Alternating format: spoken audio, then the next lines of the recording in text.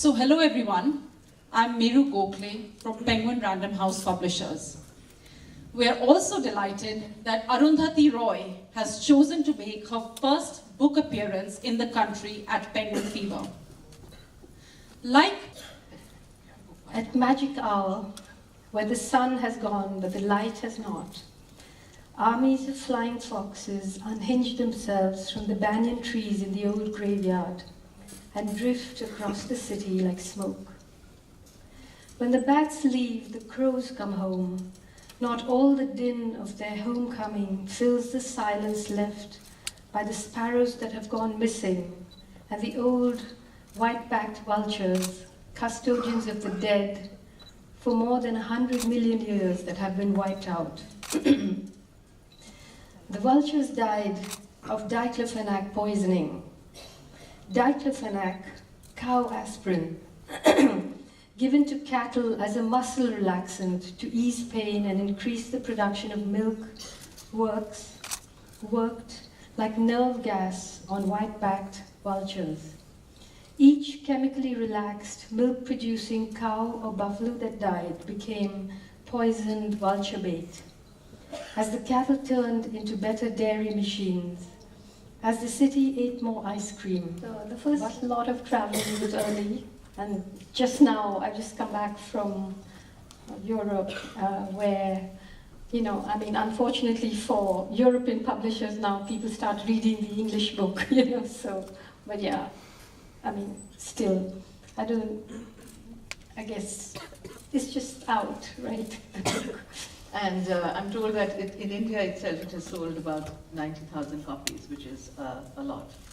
And I'm delighted that people here have read the book. And so I don't need to describe it very much, because each one of us will have our own descriptions of it. Description of Tilotama early in the morning, looking out of her little Barsati, waiting for Saddam Hussein to come and pick her up along with this baby that she's kidnapped from Jantar Mantar. And while she looks out, I'll just read it from the beginning. It says, pre-dawn, still no sign of Saddam Hussein. The kidnapper looked down from her window a little impatiently. A text message on her phone. Let us unite on International Yoga Day for poolside candlelight yoga and meditation by Guru Hanumant Bharadwaj. She tapped out a reply, please let's not. Right beside the school gate on which a painted nurse was giving a painted baby a painted polio vaccination, a circle of sleepy women, migrant workers from roadworks nearby, stood around a tiny boy as he squatted like a comma on the edge of an open manhole. The women leaned on their shovels and pickaxes as they waited for their star to perform. The comma had his eyes fixed on one of the women, his mother. The spirit moved him. He made a pool, a yellow leaf. His mother put down her axe and washed his bottom with muddy water from an old Bisleri bottle. With the leftover water, she washed her hands and washed the yellow leaf into the manhole. Nothing in the city belonged to the women, not a tiny plot of land, not a hovel in a slum, not a tin sheet over their heads, not even the sewage system. But now they had made a direct, unorthodox deposit, an express delivery straight into the system. Maybe it marked the beginning of a foothold in the city. The comma's mother gathered him up in her arms, slung her axe across her shoulder, and the little contingent left.